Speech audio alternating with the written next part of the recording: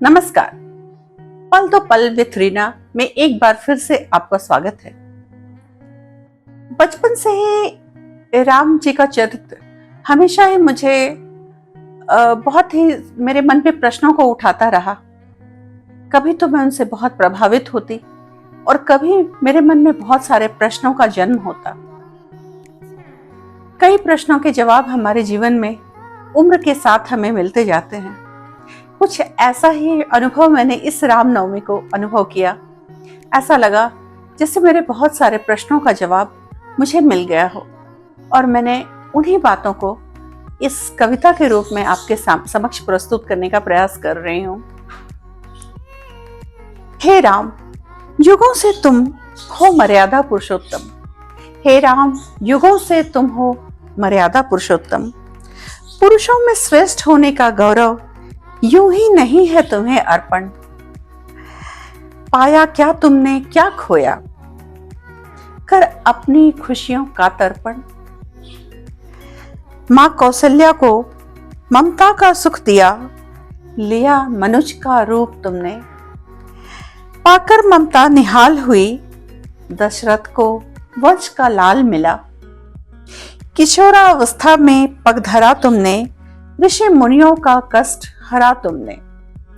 उन्होंने बहुत ही कम अवस्था में ऋषियों के उनके आश्रम में जो आकर के राक्षस तबाही मचाया करते थे, उनको उन्होंने मारा।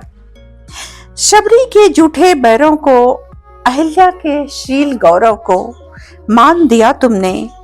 पर ये तो बतलाओ राम, लेकर इस धरती पर जन्म क्या पाया, क्या खोया तुमने। दशरथ को सफेद बालों से वृद्धावस्था का भान हुआ। अयोध्या नगरी खुशियों में डूबी, पर तुम्हें वनवास का सौगात मिला। रख कर कैकेयी के शर्तों का मान, माता को उचित स्थान दिया। पिता की पीड़ा दिखी सभी को, पर पुत्र ने जो महल त्यागा, उसकी पीड़ा को किसने जाना। राजपाट ही नहीं, पिता का संग भी उसी दिन उसी पल छूट गया। वन संग चले सीता लक्ष्मण, वन मन भटके, आगे जाकर हुआ सीता हरण। वन वन भटके सीता वियोग में, कुल मान का भी ना भान रहा। वानर रीछों का संग लिया, सेतु का निर्माण हुआ।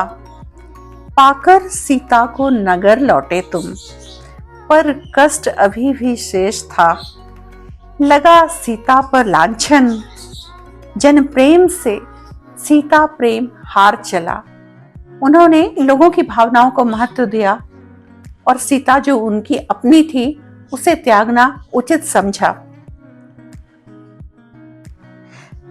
सीता ने वनवास का दर्द सहा, पर लवकुश का उपहार मिला।